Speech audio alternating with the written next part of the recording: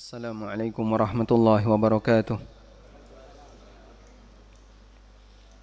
Alhamdulillah wassalatu wassalamu ala Rasulillah wa ala alihi wa sahbihi wa mawalah. Wa ashhadu an la ilaha illallah wahdahu la syarikalah. Wa ashhadu anna Muhammadan abduhu wa rasuluh. Salawatu rabbi wa salamu alaihi wa ala alihi wa ashabihi wa man sara ala nahjihi wastanna bisunnatihi ila yaumil qiyamah. Alhamdulillah, puji syukur kita haturkan kehadirat Allah. Pagi ini kembali kita lanjutkan kajian dengan membaca buku Khudh Aqidatak. Dan kita insyaallah akan membahas satu bab baru, Asyirku Al-Akbar, tentang syirik akbar. Seperti biasa kita akan membaca terlebih dahulu, baru kemudian nanti kita berikan beberapa catatan berkaitan dengan apa yang kita baca. Nah, tafadhal. Bismillah, salatu wassalamu ala Rasulillah wa ba'du. Asyirkul akbar. As-su'al al-awwal, ma huwa a'zamudz dzunubi 'indallah? Al-jawab, a'zamudz dzunubi syirku billah. والدليل قوله تعالى يا بني لا تشرك بالله إن الشرك لظلم عظيم surah Luqman. ولما سئل رسول الله صلى الله عليه وسلم أي الذنب أعظم قال أن تجعل لله ندا وهو خلقك متفق عليه. الند الشرك Asy-syarik.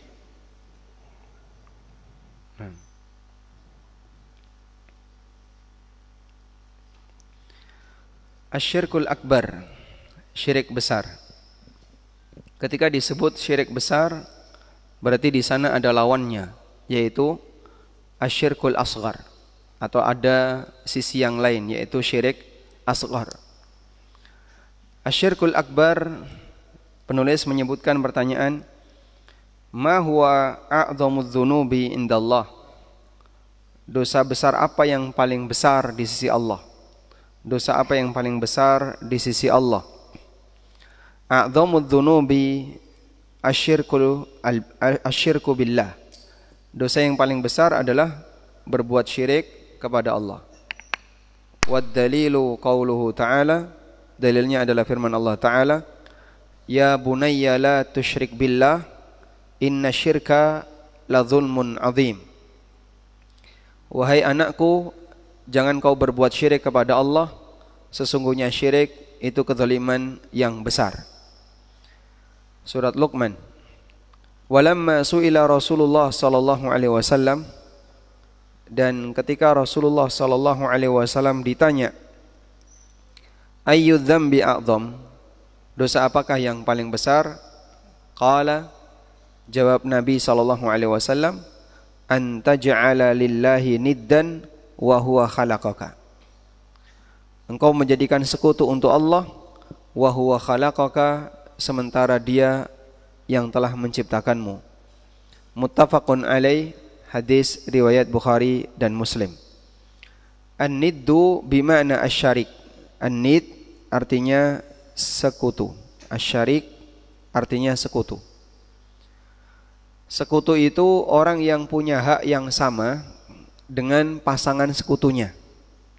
Sehingga ketika A bersekutu dengan B, berarti A dan B punya hak yang sama. Praktek musyarakah adalah praktek kerjasama yang terdiri dari beberapa orang, sehingga mereka ketika musyarakah dalam proyek tertentu, mereka punya hak yang sama.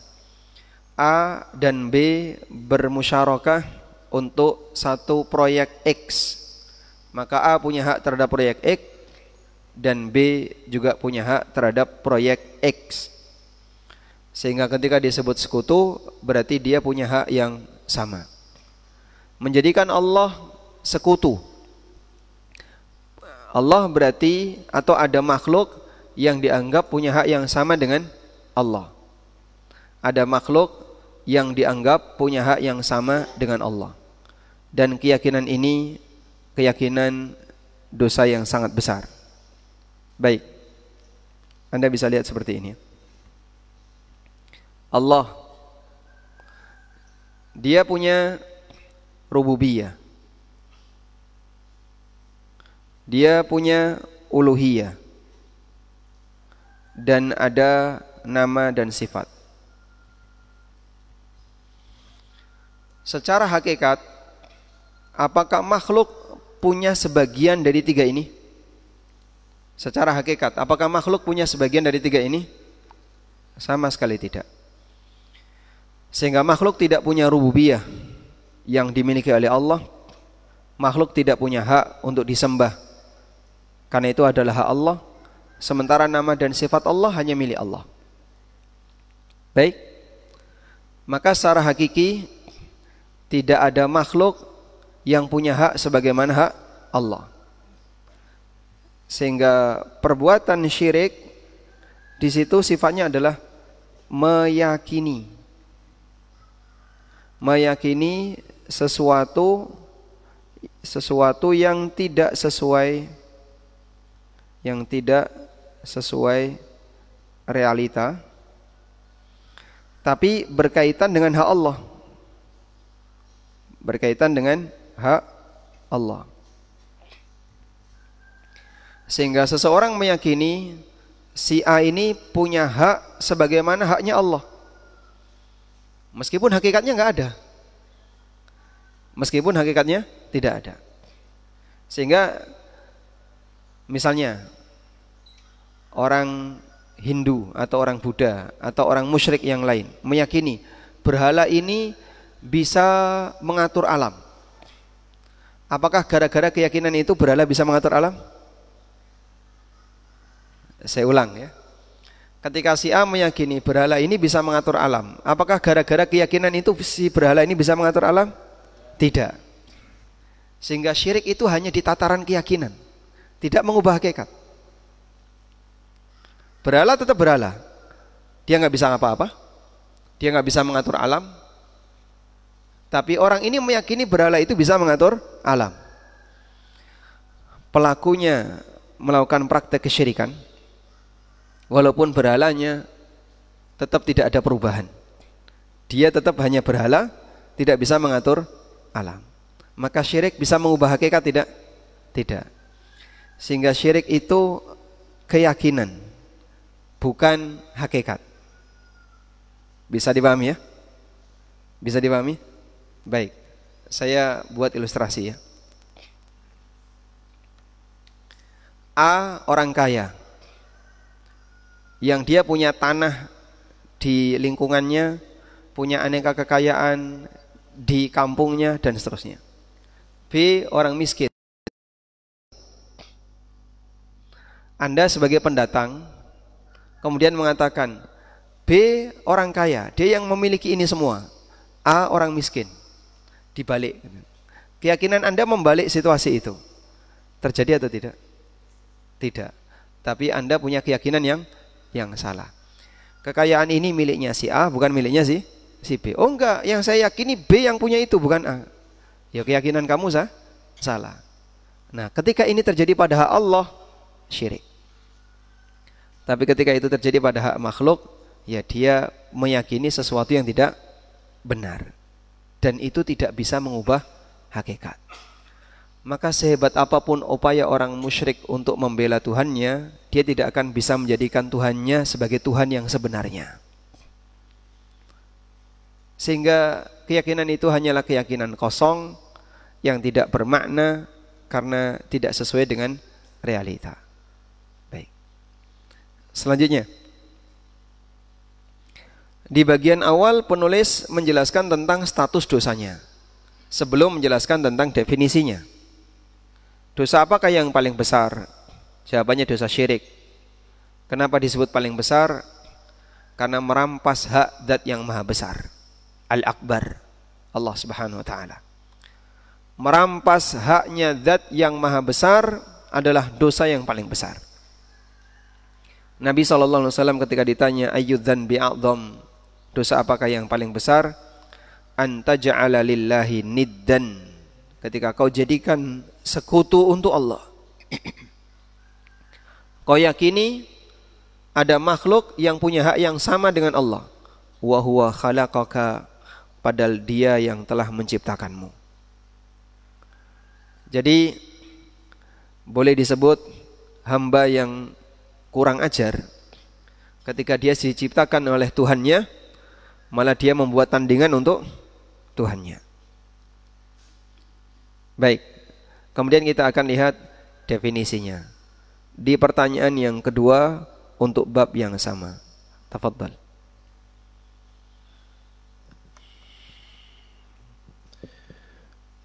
As-soal ats-tsani, ma huwa asyirkul akbar? Al-jawab, asyirkul akbaru huwa sarful ibadati li ghairillah kadu'ai ghairillah wal istighasati bil amwat abil ahya'il ghaibin.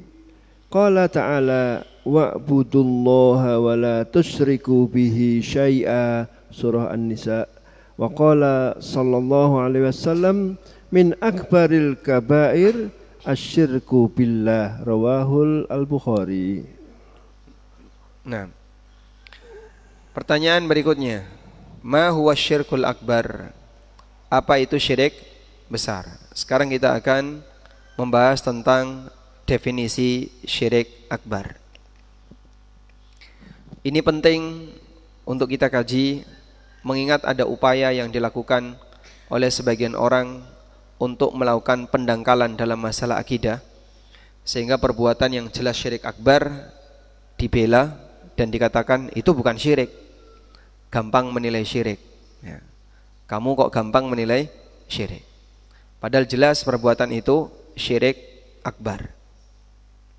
Baik, asyirku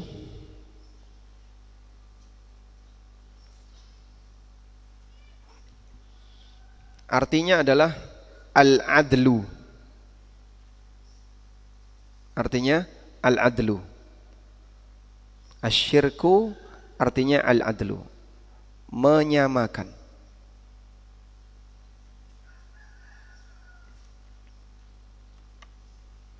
Allah Subhanahu wa taala berfirman di surat Al-An'am ayat yang pertama, alhamdulillahilladzi khalaqas samawati wal arda wa ja'ala adh-dhulumati wan nura thumma alladhina kafaru bi rabbihim ya'dilun.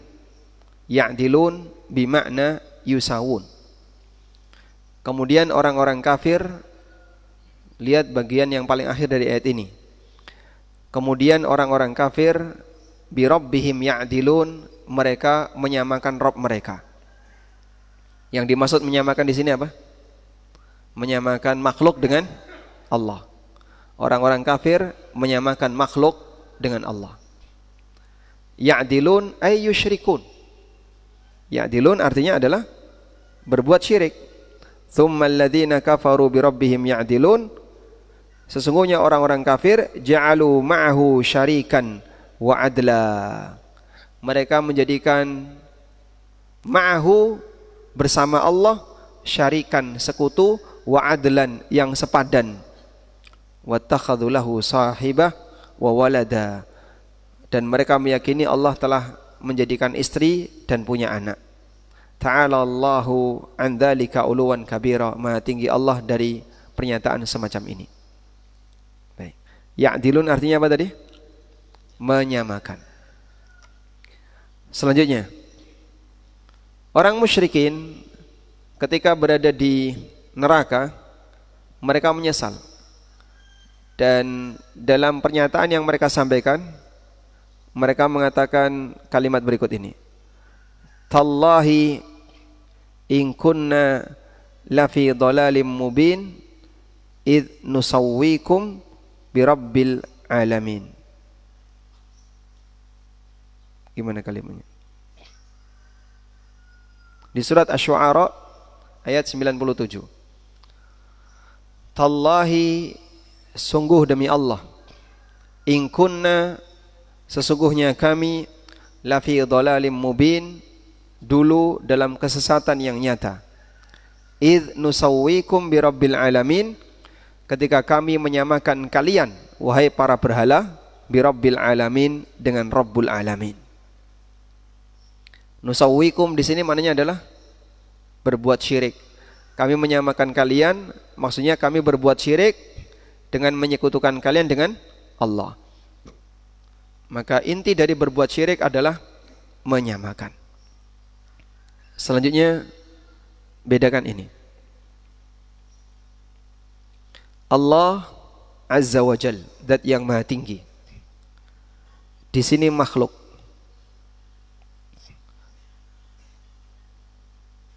Baik.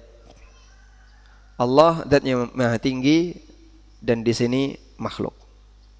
Sebentar, tulisannya kurang bagus. Nah. Mana yang terhitung perbuatan kesyirikan? Makhluk diangkat setinggi-tingginya sehingga sejajar dengan Allah, atau Allah diturunkan sehingga sejajar dengan makhluk? Yang syirik yang mana? Nomor 1, nomor 2. A nomor 1, B nomor 2, C 1 dan 2. Mana yang termasuk perbuatan syirik? Makhluk diangkat setinggi-tingginya sehingga sejajar dengan Allah, atau Allah direndahkan sehingga sejajar dengan makhluk, atau dua-duanya? A, B, C. Yang jawab A angkat tangan. Yang jawab A boleh pulang dulu. Yang jawab B nomor 2. Yang jawab C. C. Baik. Bisa enggak kasih contoh kasus Allah direndahkan sehingga sejajar dengan makhluk? Allah punya anak, contoh yang lain. Bisakah dikasih contoh Allah direndahkan sehingga sejajar dengan makhluk? Nah, kita kalau nomor 1 contohnya jelas ya, menjadikan selain Allah sebagai Tuhan layaknya Allah. Sekarang nomor 2. Contoh nomor 2. Contoh nomor 2, misalnya perbuatan Yahudi. Yahudi bilang bahwa Allah fakir. Yahudi juga mengatakan bahwa Allah pelit. Wa qalatil yahudu yadullahi maghlulah ghullat aydihim wa lu'inu bima qalu. Yahudi mengatakan tangan Allah itu terbelenggu. Terbelenggu begini ya. Kenapa terbelenggu? Karena Allah tidak membentangkan tangannya. Ini isyarat Allah pelit. Bal yadahu mabsutatan yunfiqu kaifa yasha. Coba kita lihat teks ayatnya. Yahudi mengatakan yadullahi maghlulah. Tangan Allah itu terbelenggu. Ghullat aydihim wa lu'inu bima qalu. Tangan mereka akan dibelenggu dan mereka dilaknat terhadap apa yang mereka ucapkan. Bal yadahu mabsutatani yunfiqu kaifa yasha. Namun tangan Allah, kedua tangan Allah mabsutatan, terhampar. Yunfiqu kaifa yasha. Allah memberi sesuai yang Dia kehendaki. Dan yang diberikan oleh Allah banyak atau sedikit? Kayak gitu dibilang pelit. Maka dia merendahkan Allah dan menganggap bahwasanya Allah Subhanahu wa taala sama seperti makhluk. Allah bisa pelit, Allah bisa fakir.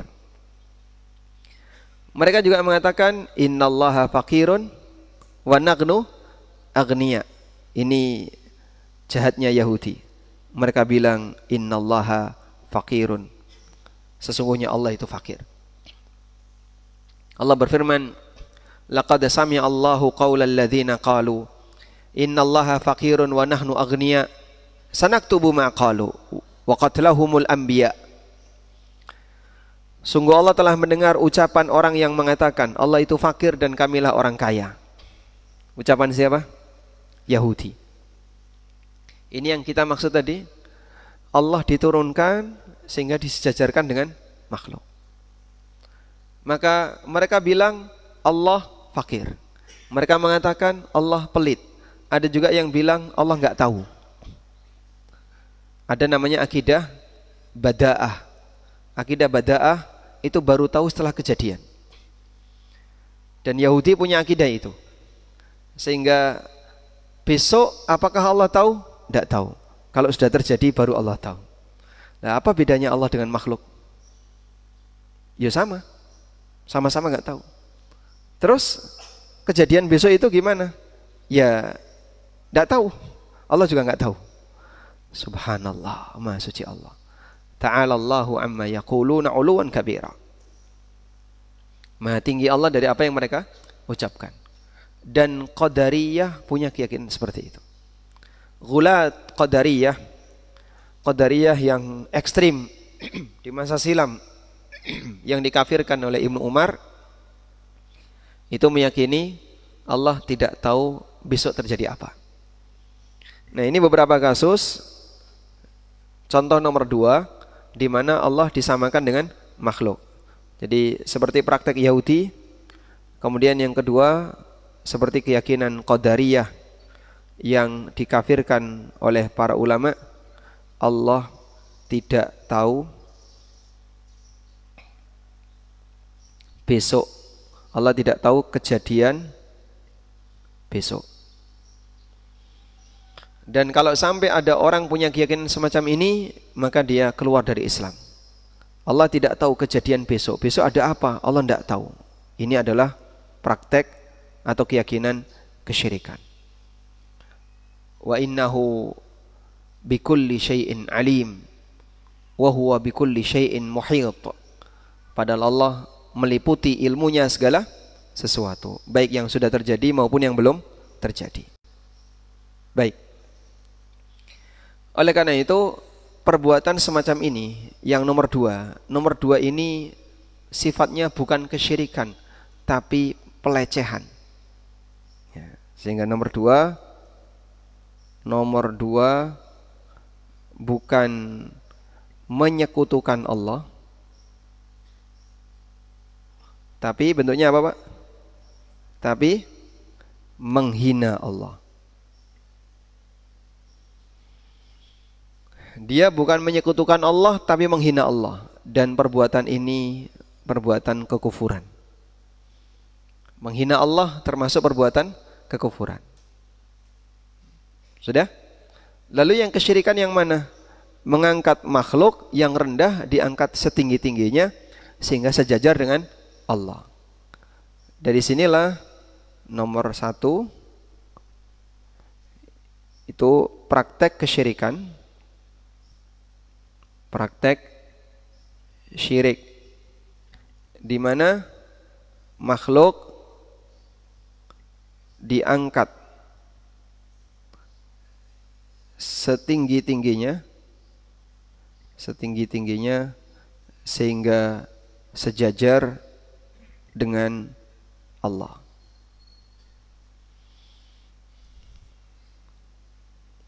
Lalu bagaimana kondisinya? Orang ini menyamakan makhluk dengan Allah dalam hal yang menjadi hal khusus milik Allah. Sehingga ada definisi, kalau kita lihat di buku ya, syirik akbar adalah sarful ibadah, memberikan bentuk ibadah untuk selain Allah, seperti berdoa untuk selain Allah, istighatsah kepada orang yang mati, atau minta tolong kepada orang hidup namun tidak ada di tempat. Kamu kalau nanti mengalami situasi yang genting, ya, baca bismillah 3 kali, gedruk kakimu di tanah, hentakkan kakimu di tanah, sebut namaku 100 kali, aku tidak akan datang. Nah, keyakinan seperti itu yang dimaksud dengan istighatsah bil ahya al-ghaibin. Dia minta tolong kepada orang yang masih hidup tapi tidak ada di tempat. Sebut nama gurumu, nanti gurumu akan datang menolongmu. Gurunya memang masih hidup, tapi kan tidak ada di tempat. Nah, menurut dia, gurunya punya kekuatan maha mendengar dan bisa punya kekuatan maha kuasa sehingga bisa menolong orang ini dari jarak yang jauh. Qala ta'ala, Allah Ta'ala berfirman, wa'budullah, sembahlah Allah semata, wala tusyriku bihi syai'a, dan jangan berbuat syirik dengan sesuatu apapun. Nabi SAW mengatakan, min akbaril kabair, dosa yang paling besar adalah asyirku billah, menyekutukan Allah. Hadis riwayat Bukhari. Baik, definisi penulis ketika menjelaskan syirik akbar, ini syirik dalam masalah apa? Uluhiyah saja. Uluhiyah saja. Sehingga beliau tidak menyebutkan keseluruhan, tapi beliau menyebutkan salah satu contoh. Anda bisa tulis di buku catatan definisi syirik penulis ya.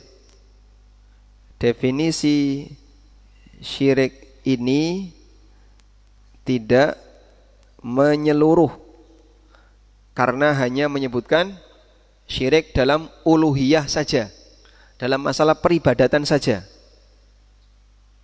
Tidak menyeluruh karena hanya menyebutkan syirik dalam ibadah saja. Doa itu ibadah, istighatsah itu ibadah, sehingga contohnya hanya dalam masalah ibadah saja, tidak menyeluruh dalam masalah yang lain. Begitu? Oleh karena itu, definisi yang lebih tepat gimana? Karena dia menyangkut banyak hal yang disamakan hamba dengan Allah, maka kita tidak batasi hanya dalam masalah ibadah. Definisi syirik seperti yang disampaikan oleh para ulama adalah makhluk diangkat yang setinggi-tingginya sehingga sejajar dengan Allah. Maka mereka menyebut asyirku huwa taswiyatu ghairillah billah, taswiyatu ghairillahi billah fi syai'in min khasaisillah.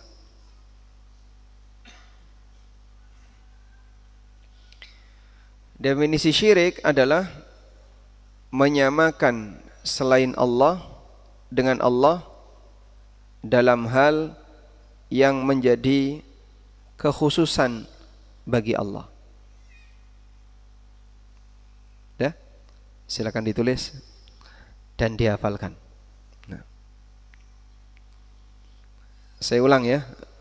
Taswiyatu ghairillah billah fi syai'in min khasaisillah. Menyamakan selain Allah. Selain Allah, Allah itu siapa?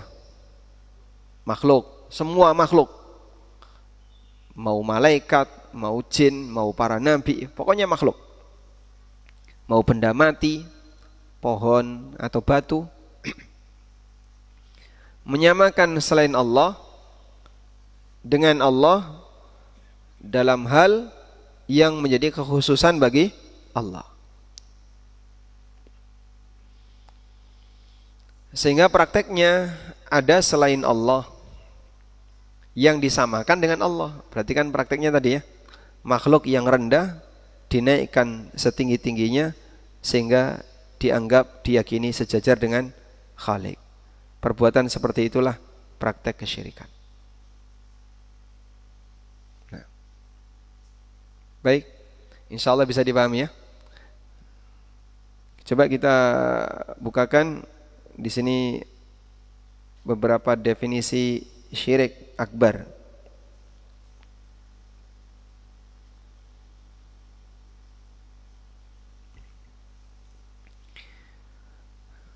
Ini ada keterangan syirik akbar.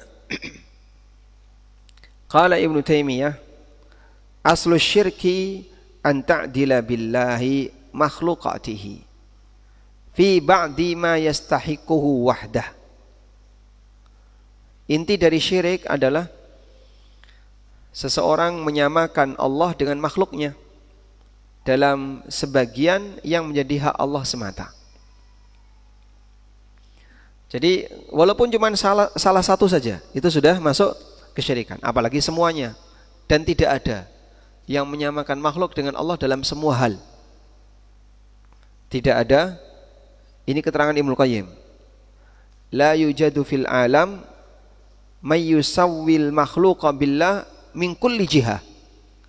Tidak dijumpai di alam raya ini ada makhluk yang menyamakan, ada orang yang menyamakan makhluk dengan Allah dari segala sisi.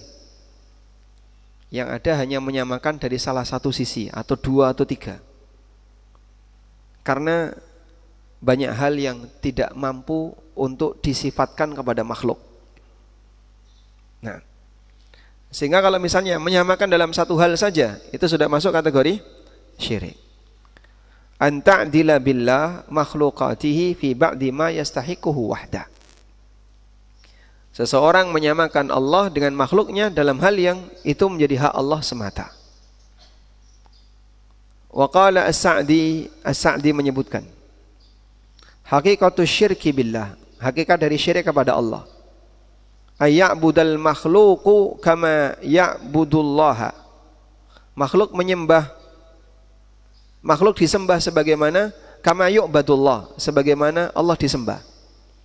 Ayyu'badal makhluqu kama yu'badullah, kama yu'badullah. Makhluk disembah sebagaimana Allah disembah. Au yu'azzama kama yu'azzamullah, atau makhluk diagungkan sebagaimana Allah diagungkan. Au yusrafa lahu fi naw'in min khasa'isir rububiyyah wal uluhiyah, atau memberikan hak khusus dalam masalah rububiyah dan uluhiyah kepada makhluk.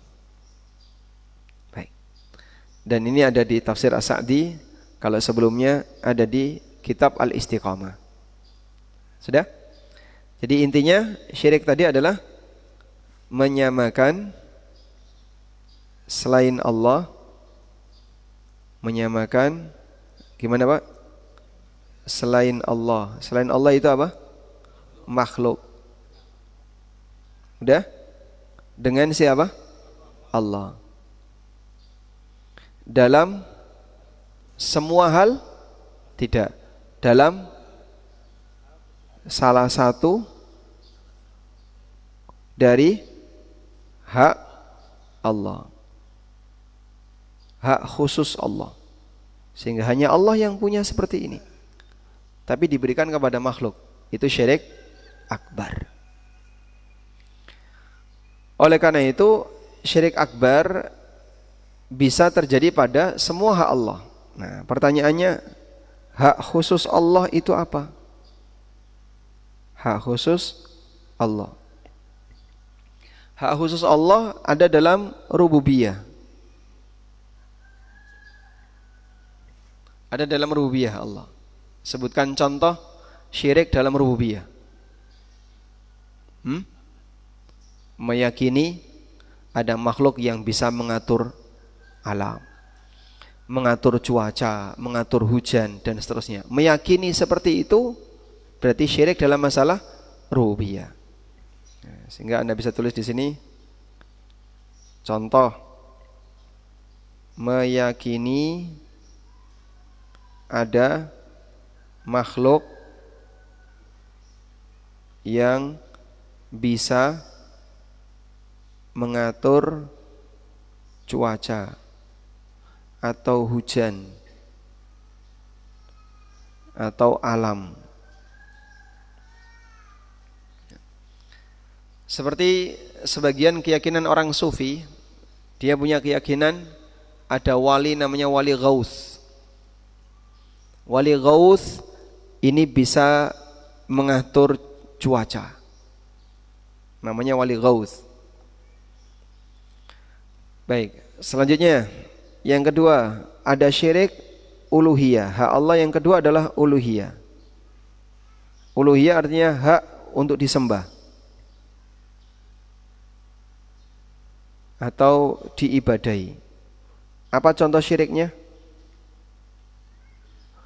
Menyembah kepada selain Allah. Ini insya Allah cukup mudah ini ya.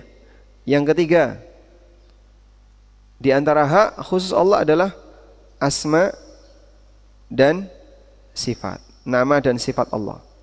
Nama dan sifat Allah. Apa hak khusus Allah dalam masalah nama dan sifat? Ada nama yang hanya dimiliki Allah, sifat yang hanya dimiliki Allah. Maka dia menjadi hak khusus Allah yang tidak dimiliki yang lain. Contohnya apa? Contoh, misalnya tahu hal gaib. Satu-satunya yang tahu hal yang gaib siapa? Allah. Maka contoh syirik dalam asma dan sifat, contohnya adalah meyakini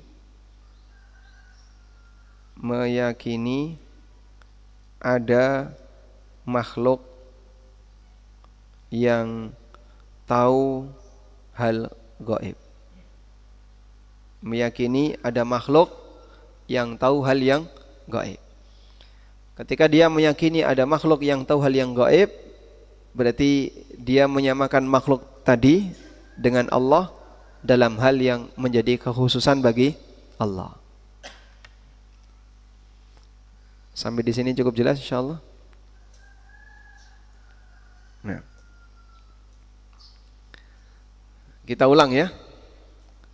Definisi syirik akbar adalah menyamakan selain Allah dengan Allah dalam hal yang menjadi hak khusus milik Allah.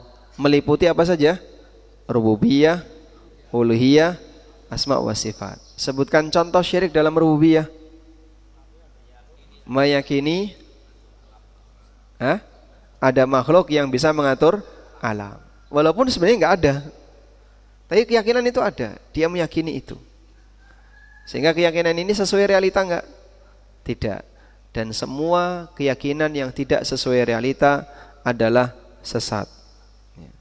Tidak sesuai realita, itu kesesatan. Kenapa kau pertahankan? Enggak benar. Yang kedua, syirik dalam masalah uluhiyah. Menyembah selain Allah. Jadi syirik uluhiyah itu tindakan. Dia tindakan. Menyembah kepada selain Allah. Yang ketiga, syirik dalam masalah asma wa sifat. Contohnya, meyakini ada makhluk yang tahu hal yang gaib. Pertanyaan, meyakini ada makhluk gaib syirik atau tidak? Meyakini ada makhluk gaib syirik atau tidak? Tidak. Contohnya makhluk gaib apa? Contoh makhluk gaib. Malaikat, jin, surga dan neraka, seisi akhirat itu semuanya gaib. Apa hukum meyakini ada makhluk gaib? Rukun iman. Anda beriman ada akhirat? Beriman. Salah satu rukun iman adalah beriman kepada hari akhir, beriman kepada para malaikat. Tapi meyakini tahu hal gaib itu syirik akbar. Ya, dengan rincian terkait masalah hal gaib. Wallahu a'lam. Baik. Selanjutnya,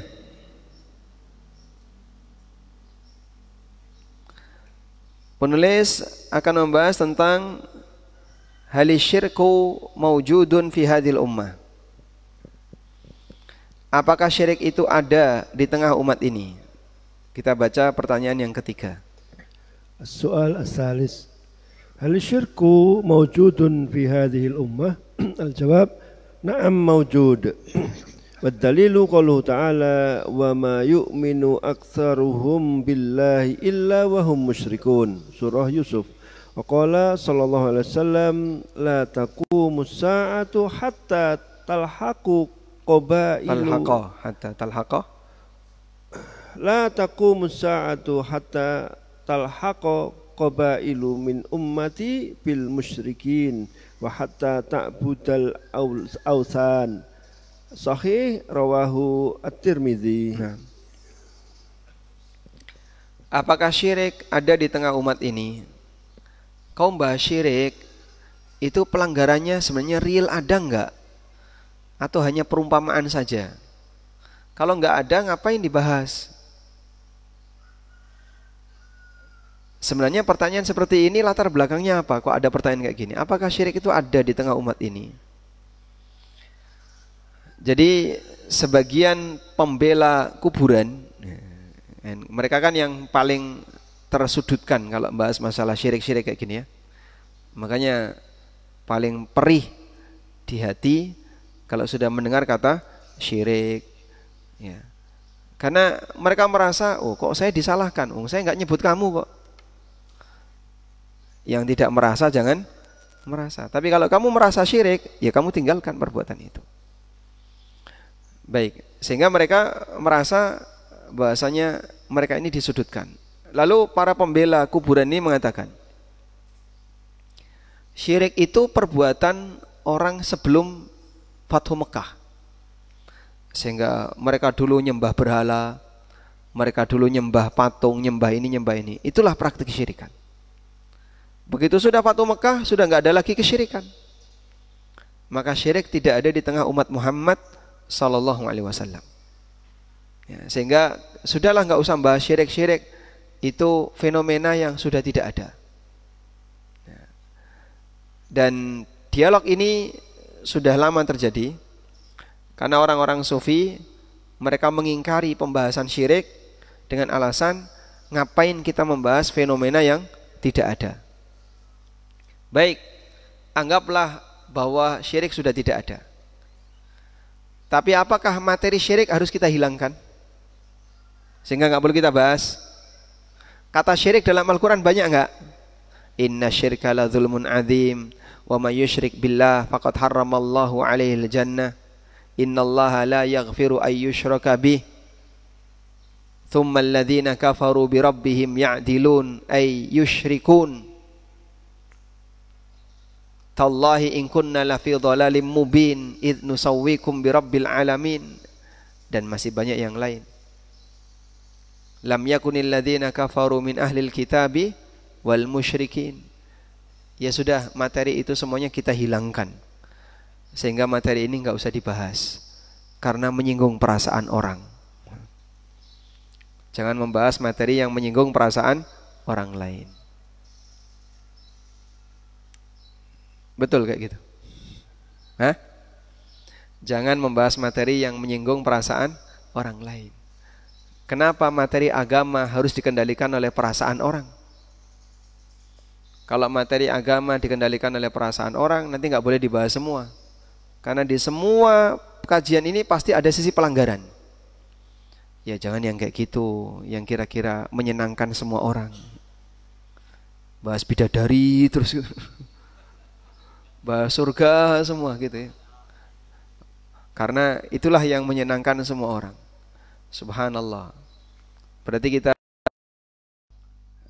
banyak terpengaruh dengan masalah perasaan. Tayyib. Terus gimana?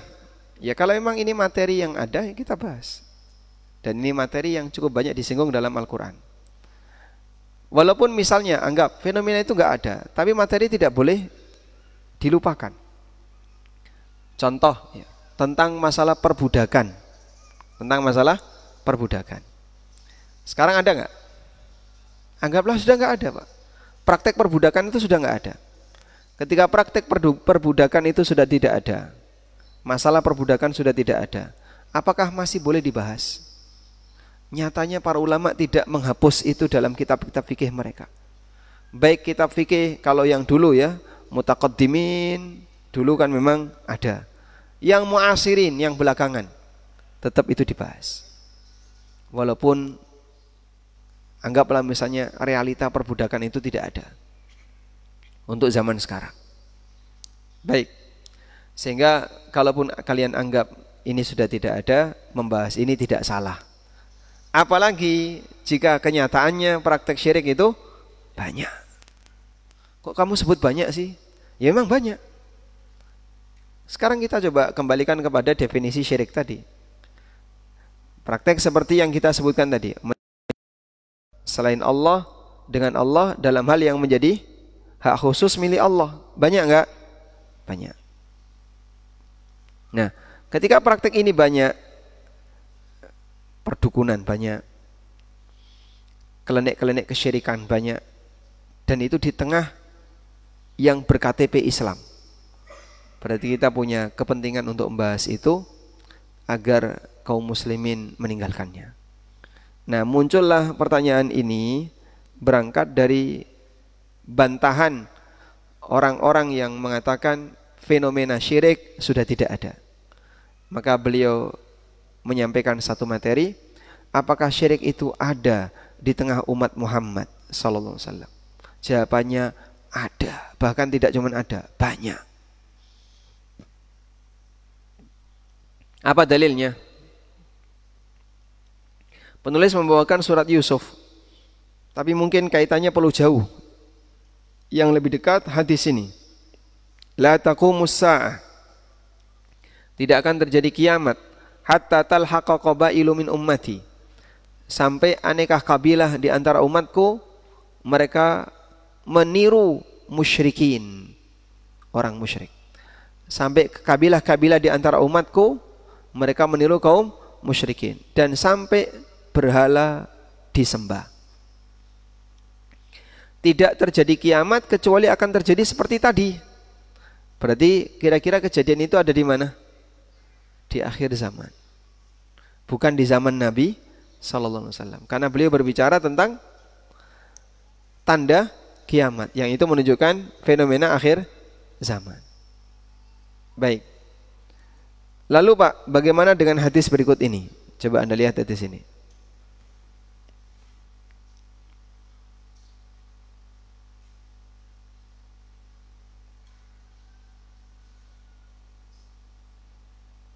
Nah, ada hadis yang bunyinya sebagai berikut.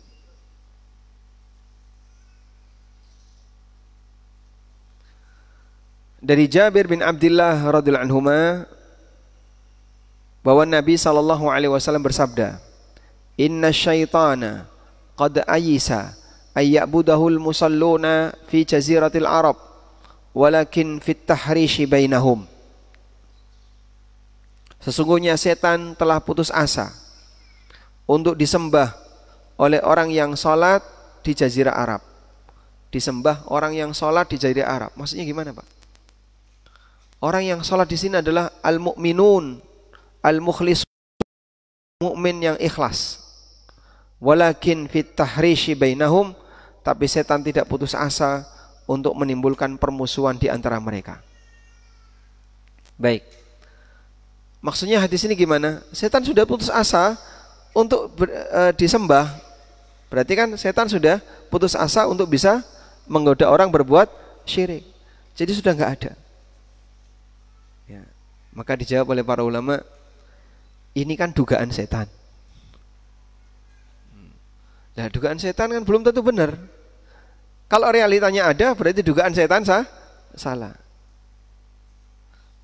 Maka dalam posisi ini setan itu putus asa, dugaan dia waktu itu. Nah, ini kapan terjadinya? Ketika Fathu Mekah. Pada saat Fathu Mekah, lalu ada banyak sekali orang yang masuk Islam, sehingga mereka semuanya membela Nabi sallallahu alaihi wasallam dan beriman kepada beliau. Maka setan merasa putus asa. Kayaknya sudah enggak mungkin lagi bisa menyesatkan kaum muslimin untuk kembali berbuat syirik. Saking tersebarnya iman dan Islam di tengah masyarakat. Nah, tapi bukan berarti bahwasanya syirik tidak ada di tengah umat ini, dan hadis ini juga tidak menunjukkan praktek syirik ada di tengah umat ini. Berarti dugaan setan salah. Wallahu a'lam. Baik, coba kita lihat penjelasan ini.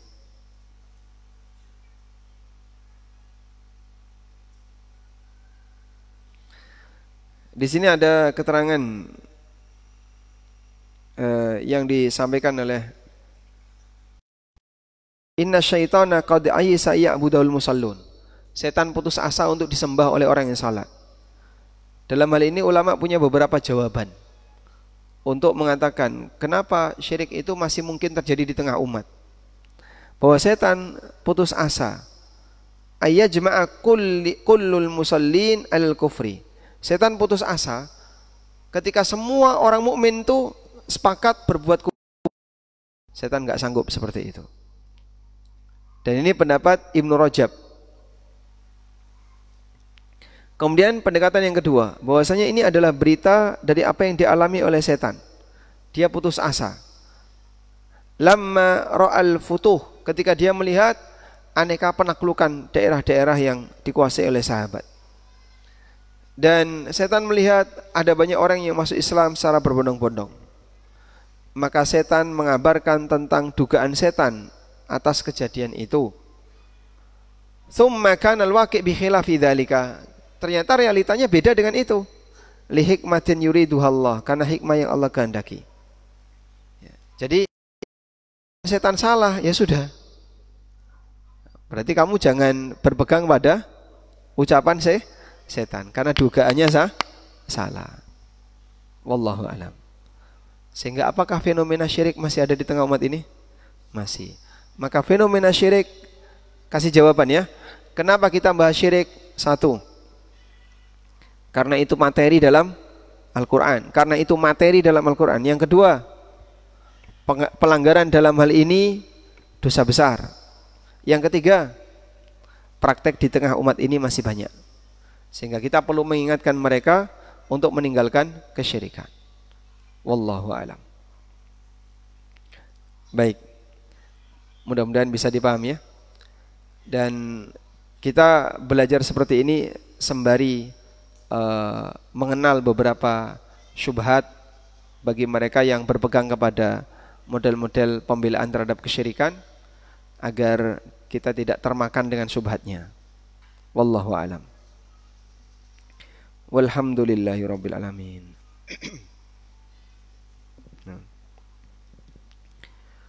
Untuk berikutnya, penulis membawakan beberapa contoh kasus kesyirikan, seperti berdoa kepada orang yang mati dan orang yang gaib. Kemudian definisi doa itu ibadah, dan macam-macam syirik akbar. InsyaAllah untuk bagian ini akan kita singgung di pertemuan berikutnya. Semoga apa yang kita bahas ini bermanfaat. Allahumma anfa'na bima 'allamtana warzuqna ilma. Wa sallallahu ala nabiyyina Muhammadin wa ala alihi wa sahbihi wasallam. Jazakallahu khairan Ustaz atas kajian di pagi hari ini. Ada beberapa pertanyaan. Yang pertama, jika akad haji furoda itu gharar, mengapa ANB membuka haji furoda? Apakah ANB punya pertimbangan lain?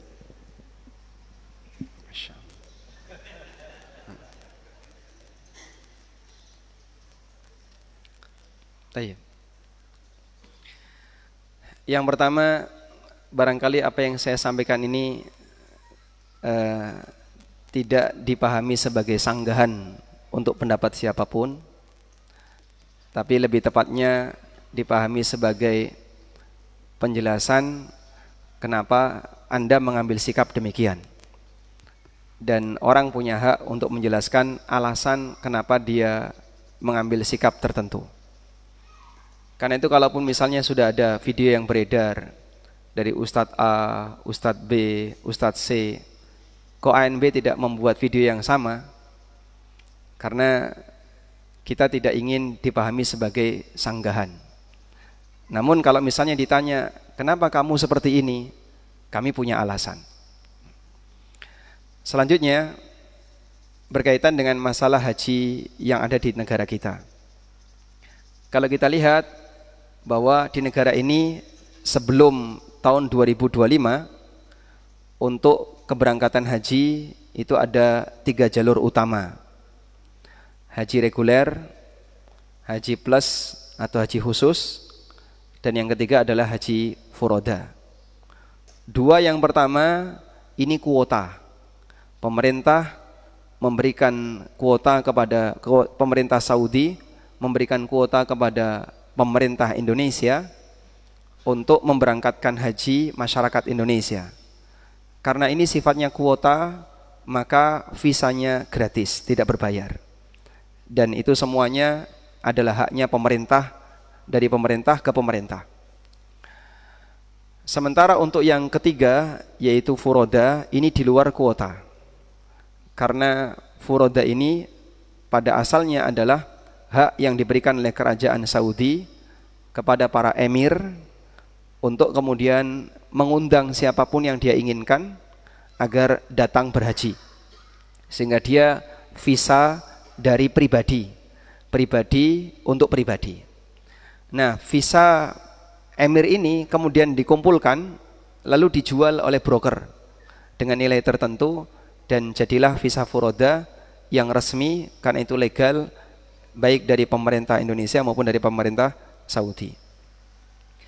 Dari tiga jenis haji ini saya pribadi memandang, dan ini juga pernah saya diskusikan dengan beberapa asatidzah, semuanya tidak lepas dari gharor, baik reguler, khusus maupun furoda. Gorornya reguler di mana, Pak? Gorornya reguler, satu, waktunya nggak jelas. Yang kedua, harganya nggak jelas. Sehingga kita misalnya mendaftar tahun ini, Anda akan antri berapa lama? Katanya sampai 30 tahun. Antara 20 sampai 30 tahun. Pastinya kapan? Nggak tahu. Ketika Anda melakukan akad jual beli jasa, tapi kapan jasa itu diberikan, tidak tahu, orang tidak akan mengikutinya, orang tidak akan mau untuk mengambilnya, karena jasanya nggak jelas. Saya mau daftar SD untuk anak saya, kapan mulai sekolah? Wallahu a'lam. Ini masuk kategori transaksi gharor. Apalagi biayanya juga nggak jelas. Terus nanti biayanya berapa, fixnya? Pokoknya sekarang kamu bayar 25 juta, nanti fixnya berapa, tergantung keberangkatan. Bisa mahal, bisa murah. Sebelum tahun atau sebelum pandemi relatif lebih murah. Pasca pandemi 2024, 2023 ada kenaikan, sehingga sempat ramai untuk yang reguler. Banyak kaum muslimin yang terdaftar di reguler tidak sanggup untuk bayar lebih karena kenaikannya terlalu jauh dari yang sebelumnya. Harganya nggak jelas, waktunya nggak jelas. Bukankah itu gharor? Kita sepakat ini gharor. Yang plus juga sama, yang haji khusus. Kapan waktu keberangkatannya? Tidak tahu. Daftar sekarang bisa antri antara 5 sampai 7 tahun. Terus nanti kalau sudah 2 tahun mengendap, Anda bisa ajukan percepatan. Apakah percepatan itu pasti dikabulkan? Belum tentu. Bisa dikabulkan, bisa tidak. Tapi yang jelas waktu tunda Anda antara 5 sampai 7 tahun. Di saat kita punya waktu yang juga rentangnya nggak jelas, berarti kapan jasa itu kita terima? Wallahu a'lam. Harganya juga sama, tidak jelas. Antara 10.000 sebagian travel sampai 20 sekian ribu. Sehingga juga tidak jelas nilai fixnya. Dan itu semuanya terjadi pada haji kuota. Maka haji ini gharor yang reguler, haji plus gharor, sementara yang furoda juga gharor. Gharornya ada di mana? Belum tentu dapat visa. Karena dalam hal ini tergantung kebijakan dari pemerintah. Kadang dibuka longgar, kadang disempitkan. Dah, berarti 3 ini semuanya ada gharor. Selanjutnya, ketika kita sepakat bahwa semuanya ada gharor, mau bagian pertama, kedua maupun ketiga, semuanya ada gharor. Terus apakah gara-gara keberadaan gharor kaum muslimin jadi nggak bisa berhaji? Sementara jalur yang utama cuma 3 ini. Ada jalur yang lain kan, tapi jalur khusus ya, seperti undangan pemerintah, pejabat dan seterusnya. Nggak mungkin rakyat mengandalkan itu. Yang ada hanya 3 kemungkinan ini. Sehingga di 3 kemungkinan ini semuanya gharor, baik pertama, kedua maupun yang ketiga. Apakah gara-gara ada gharornya kita jadi nggak bisa haji? Ini gharor nggak boleh, ini gharor nggak boleh, ini gharor nggak boleh. Jadi kita semuanya nggak bisa haji. maka berlakulah satu kaidah, idza dhaqal amru ittasa'a wa idza ittasa'a dhaqa. Ketika ada satu kondisi yang itu semua sisi sempit, maka dibuat lebih longgar. Dan kalau terlalu longgar, dibuat lebih sempit. Ideal itu ada di tengah. Sehingga kalau terlalu sempit, dibuat longgar. Ketika longgar, dibuat menyempit. Ini semuanya gharar. Anda mau daftar dimanapun, ketabrak dengan larangan. Wa idza dhaqal amru ittasa. Dan kaidahnya, apabila ada sesuatu yang sempit, maka dia dibuat lebih longgar. Baik. Sehingga dengan pertimbangan ini, siapapun yang daftar haji, posisi dia sebagai rakyat dengan jalur yang umumnya dipakai oleh masyarakat, tidak akan pernah lepas dari yang namanya pelanggaran. Tapi itu diizinkan karena tidak ada sisi yang lain, tidak ada jalur yang lain yang memungkinkan. Kecuali kalau misalnya, bisa berangkat dari Jepang, bisa berangkat dari Korea, atau ke negara-negara non-muslim, sehingga kita punya visa yang resmi. Ya, cuman peluang itu kan kecil. Anda adalah masyarakat Indonesia yang tentu saja berangkat dari Indonesia. Nggak mungkin kita berangkatkan semuanya ke luar negeri, kita pencar-pencar ke negeri kafir baru kemudian haji. Selanjutnya, posisi gharar itu bisa diperkecil. Posisi gharar itu bisa diperkecil. Sehingga ketika ghararnya diperkecil, maka status gharar itu menjadi ditoleransi. Sebab gharar itu ada dua. Ada gharar mu'tabar dan ada gharar mughtafar. Gharar mu'tabar, gharar yang diperhitungkan, itu gharar yang nilainya besar dan menyebabkan resiko kerugian yang besar, yang disebut dengan gharar fahish atau gharar yang disepakati itu dilarang. Karena gharar seperti ini mirip seperti judi. Nah, kemudian ada jenis gharar yang kedua, gharar yang kecil. Gharar kecil itu seperti apa, Pak? Gharar yang dia ditoleransi sehingga kalaupun terjadi, orang tidak akan merasa dirugikan besar walaupun ada sisi ketidakjelasan. Baik. Karena gharar yang kedua ini tidak mungkin bisa dihilangkan. Dalam setiap transaksi yang Anda lakukan pasti ada jenis gharar yang kedua. Bapak beli HP misalnya. Ketika Bapak beli HP, ya, Anda kan tidak membongkar isinya, Anda tidak membongkar IC-nya, Anda tidak lihat semuanya, tapi Anda cuma cek. Ketika dicek sudah memenuhi standar ISO telepon, ISO SMS, ISO WA, Anda beli. Tapi Anda nggak tahu dalamnya kayak apa. Dan praktek ini hukumnya apa? Ada ghararnya, tapi gharar yang ditoleransi. Beli mobil bekas, bahkan termasuk yang baru, bongkar mesin enggak? Tidak. Anda tidak tahu dalamannya, tapi Anda bertransaksi. Itulah yang dimaksud dengan gharar yang kecil. Sehingga gharar kecil seperti ini hukumnya boleh. Nah, jika ada transaksi yang punya potensi gharar besar, maka diperkecil. Diperkecil. Cara memperkecil gharar gimana, Pak?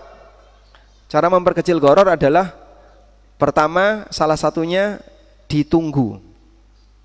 Seperti larangan Nabi SAW tentang jual beli ijon. Jangan ditransaksikan ketika buahnya masih kecil, tapi tunggu ketika memungkinkan untuk dipanen. Beliau ditanya, kapan memungkinkan dipanen? Wa mazahuha ya Rasulullah. Kapan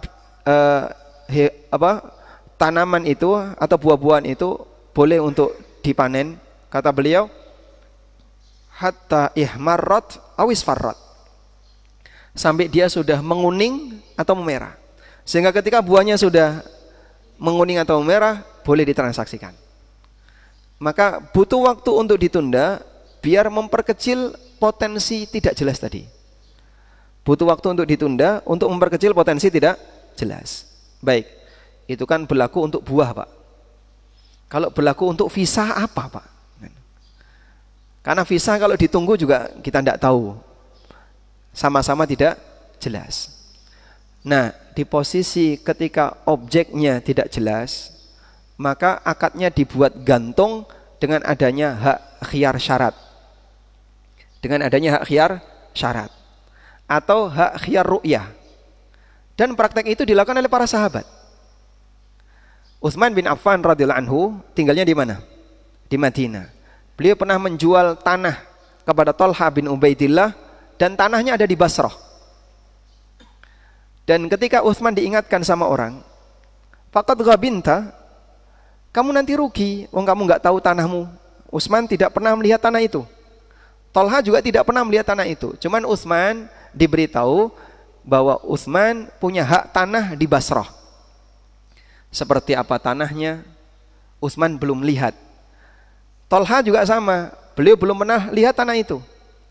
Maka mereka berdua berangkat ke Basrah, transaksinya di Madinah, tapi gantung sampai Basrah. Nah, ketika mereka diingatkan, kamu nanti rugi karena nggak jelas tanahmu kayak apa. Apa jawab Utsman? Aku tidak rugi. Liyal khiyar, aku punya hak khiyar. Li'anni lam aral arda, karena aku belum pernah lihat tanah itu. Sehingga Utsman punya hak khiyar. Nanti kalau sudah sampai sana, kok ternyata bagus tanahnya, subur, tanamannya banyak, harganya sekian, nggak cocok, tak batalkan transaksinya, boleh. Thalha juga sama, saya juga punya hak khiyar. Sehingga nanti saya juga punya hak, harga sekian, kok tanahnya kurang bagus, saya punya hak untuk tidak jadi beli. Sehingga di posisi ketika objeknya tidak jelas, diperkecil gorornya dengan cara apa? Ada hak khiyar. Keberadaan hak khiyar itu memberi kesempatan bagi yang bersangkutan untuk memilih lanjut atau tidak. Di posisi tidak jelas tadi, kemudian selanjutnya diberi hak khiyar untuk mengambil pilihan nanti setelah kejelasan ada, apakah lanjut atau tidak. Sehingga goror yang besar jadi kecil karena digantung dengan hak milih di bagian akhir setelah ada kejelasan. Mafhum seperti ini? Baik. Contoh yang lain.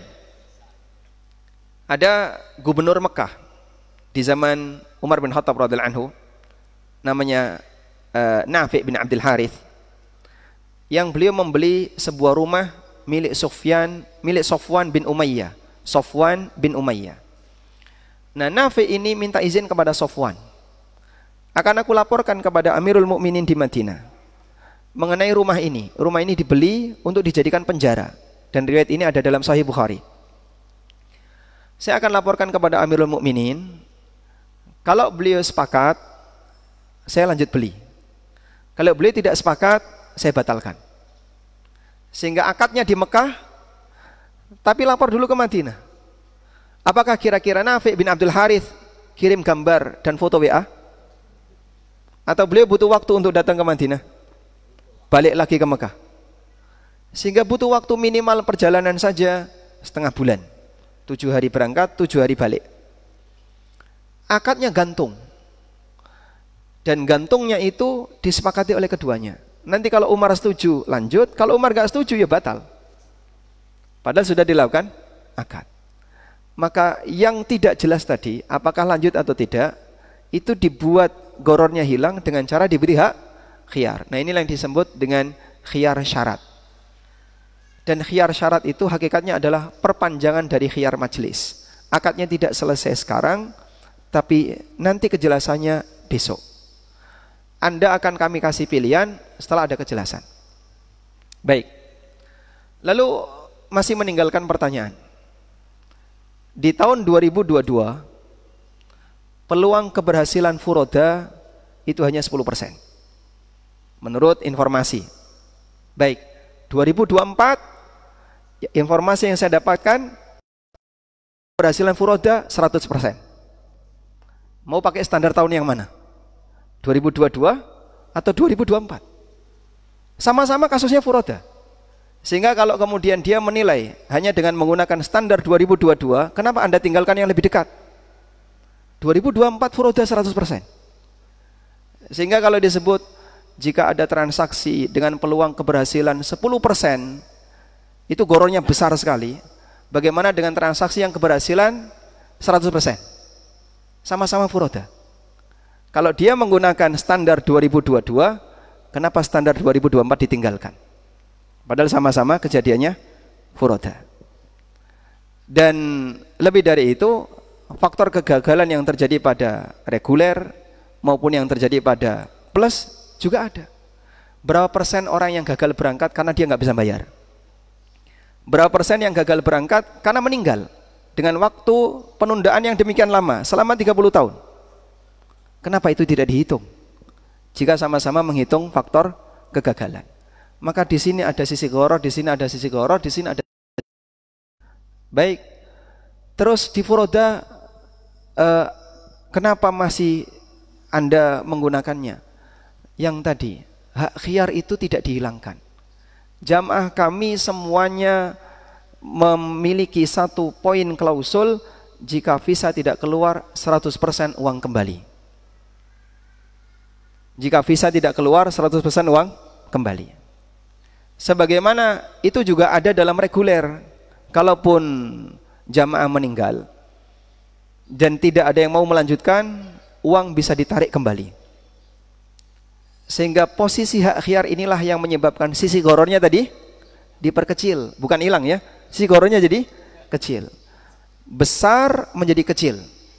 Jika kita menganggap bahasanya dengan gharor kecil itu menjadi boleh, maka ketika kita menilai reguler boleh karena visanya adalah kuota yang dijamin oleh pemerintah, khusus juga boleh karena dijamin oleh pemerintah, di sini juga sama. Kami memang tidak ada jaminan dari pemerintah, tapi untuk furoda di bagian ini ada hak khiyar. Begitu kejelasan terjadi, dia punya hak pilih, lanjut atau batal. Baik, masih meninggalkan pertanyaan. Tapi akadnya tidak diulang. Akadnya di furoda tidak diulang. Sehingga ketika ada gharar besar, akad sudah dilakukan. Ketika sudah ada kejelasan antara visa keluar dan visa tidak keluar, kenapa akadnya tidak diulang? Ya. Karena sebagian asatidzah kan mempertanyakan kenapa akadnya tidak diulang. Baik, wallahu alam yang kami pahami, ya, mungkin berbeda dengan sebagian ustadz yang lain. Bedakan antara mengulang akad dengan istishabul hal, mempertahankan keadaan. Mempertahankan keadaan berarti ibqaul aqd, mempertahankan akad. Akadnya tidak diulang, tapi mempertahankan akad yang lama. Mempertahankan akad yang lama, ketika ada kejelasan visa, saya lanjut dengan akad sebelumnya. Sehingga jamaah dalam hal ini sama seperti akad sebelumnya. Karena beberapa sahabat yang tadi melakukan praktek akad, kita tidak mendapatkan riwayat, mereka mengulang. Akad itu gantung. Kalau Amirul Mukminin setuju, lanjut. Apakah diulangi akad atau mempertahankan akad? Yang terjadi, kami tidak mendapatkan riwayat, mereka mengulang akad. Karena keberadaan hak khiyar tadi menyebabkan mereka boleh melanjutkan yang bertahan. Dan itulah yang dimaksud dengan praktek istishab. Istishab artinya mempertahankan keadaan. Keadaan dulu sudah akad, ini lanjut, setuju, lanjut. Begitu visa keluar, mereka lanjut. Memang tidak ada pengulangan akad. Tapi di posisi itu mereka mempertahankan akad lama. Dan bukan syarat harus ada mengulang akad. Wallahu a'lam, ini yang kami yakini sebagai pertimbangan mungkin ditanyakan oleh sebagian jamaah. Kenapa yang sudah jelas ada gharornya tapi tetap dilakukan? Bukan karena kami tidak punya landasan, tapi kami punya pertimbangan sebagaimana yang tadi kita sampaikan. Wallahu a'lam. Semoga Ustadz Amin diberi kesabaran yang banyak. Selanjutnya satu lagi Ustadz, di tempat saya akan melaksanakan penyembelihan di hari Jumat insyaallah dan dilaksanakan di sekitar musola. Jika masuk waktu sholat Jumat, apakah boleh di musola itu yang sebelumnya belum pernah dipakai untuk Jumatan, diadakan Jumatan, atau tetap Jumatan di masjid terdekat, atau boleh tidak Jumatan kemudian diganti dengan sholat zuhur berjamaah di musola itu? Tayyib, berkaitan dengan sholat Id atau hari Id yang bertepatan dengan hari Jumat, memang ada rukhsah bagi yang sudah melaksanakan sholat Id untuk tidak Jumatan, khusus bagi yang sholat Id. Kalau yang tidak sholat Id, dia harus tetap Jumatan. Oleh karena itu, kenapa Nabi SAW mengatakan wa inna mujammi'un, dan kami tetap menyelenggarakan Jumatan. Karena beliau dalam rangka untuk memberikan fasilitas. Barangkali ada di antara jamaah yang tidak sholat Id, sehingga di Masjid Nabawi masih ada Jumatan. Dan Utsman juga masih menyelenggarakan Jumatan. Hanya beliau izinkan bagi masyarakat yang mau pulang silakan pulang, nggak usah balik, karena ada beberapa yang datang dari jauh untuk sholat Id di Madinah, sehingga kalau dia pulang balik lagi waktu siang untuk Jumatan akan sangat merepotkan. Selanjutnya, jika posisi pelaksana kurban ini dia di mana? Di musola. Bolehkah musola itu dipakai Jumatan? Masalah tempat untuk Jumatan, mau musola mau masjid sama saja. Lapangan juga boleh, karena yang penting di daerah al-mudun, yang ada di daerah pemukiman yang ada penduduknya, bukan di lapangan seperti sholat Id, sehingga Jumatan dilakukan di pemukiman. Oleh karena itu mau di musola maupun di masjid sama saja. Nah, boleh nggak misalnya sepakat tidak Jumatan? Dalam hal ini ada khilaf, boleh nggak sekampung tidak Jumatan? Ataukah pengurus masjid harus tetap mengadakan Jumatan? Kami lebih cenderung sebagai kehati-hatian, sebaiknya pengurus masjid tetap menyelenggarakan Jumatan. Walaupun untuk jamaah boleh milih, mau Jumatan silakan, tidak silakan. Namun jika tidak ada Jumatan, maka yang musola jangan adzan. Jangan adzan sholat duhur, sebab ketika itu hari Jumat, sehingga adzannya hanya adzan sholat Jumat. Perlakuannya tetap sama ya. Kalau biasanya selain hari Jumat kan gimana? Adzannya duhur, semua musola adzan. Ketika Jumatan, musola tidak adzan. Yang adzan hanya masjid yang dipakai Jumatan. Nah, perlakuan seperti itu sama. Sehingga nanti yang adzan yang dipakai Jumatan, selain itu tidak usah adzan. Wallahu a'lam. Satu lagi Ustaz, apakah keutamaan doa di hari Arafah hanya berlaku bagi yang wukuf di Arafah atau untuk semua kaum muslimin? Apakah keutamaan doa di Arafah hanya berlaku ketika bagi para jamaah haji yang wukuf di Arafah saja? Bagaimana dengan kaum muslimin yang tidak sedang wukuf? Doa di hari Arafah sebagaimana disebutkan dalam hadis, afdalud du'ai du'a'u yaumi Arafah. Doa yang paling afdal adalah doa di hari Arafah. Nah, hanya saja ulama beda pendapat. Berlaku untuk siapakah ini? Apakah berlaku untuk semua kaum muslimin atau hanya untuk jamaah haji saja? Sebagian ulama mengatakan ini hanya berlaku untuk jamaah haji. Sehingga mustajabnya doa di hari Arafah itu beda dengan mustajabnya doa di Lailatul Qadar. Kalau Lailatul Qadar, apakah hanya untuk yang di Masjidil Haram saja? Tidak, berlaku bagi semua. Namun kalau Arafah, sebagian mengatakan hanya khusus untuk yang wukuf. Selain yang wukuf, dia tidak punya kekuatan mustajab sebagaimana yang wukuf. Dan ini pendapat Imam Al-Baji, salah satu ulama Malikiyah, dan beberapa ulama Malikiyah yang lainnya. Yang kedua, bahwa doa Arafah ini berlaku bagi semua. Meskipun peluang terbesarnya ada pada yang wukuf. Sementara yang tidak wukuf, yang bukan jamaah haji, mereka punya kesempatan mustajab walaupun tidak sebesar yang wukuf. Oleh karena itu, menurut pendapat yang kedua ini, dan kedua ini pendapat ulama Hambali seperti keterangan Ibnu Qudamah, pendapat Imam Ahmad, Al-Athram dan yang lainnya.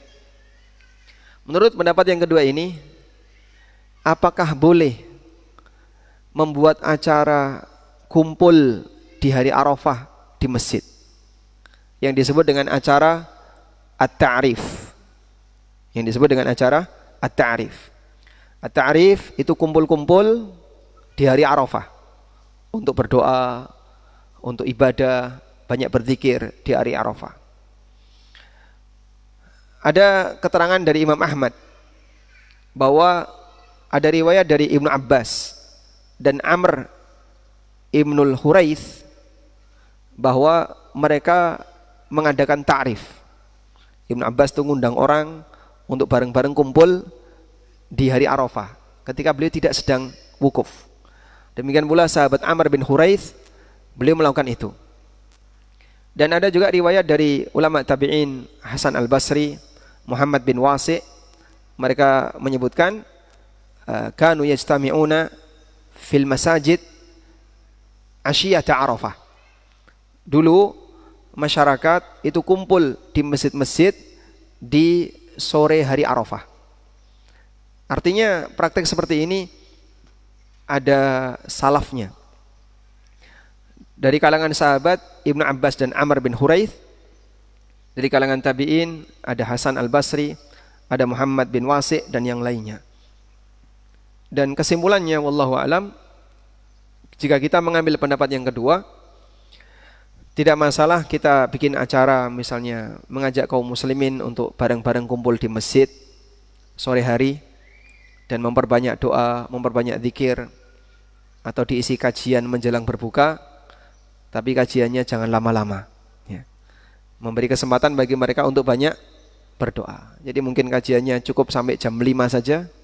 Selanjutnya ajak mereka untuk banyak berdoa sebisa yang mereka lakukan. Mudah-mudahan doa mereka mustajab. Wallahu a'lam. Baik, demikian wassallallahu ala nabiyyina Muhammadin wa ala alihi wa sahbihi wasallam wa akhiru da'wana anil hamdulillahi rabbil alamin. Wassalamualaikum warahmatullahi wabarakatuh. Waalaikumsalam warahmatullahi wabarakatuh.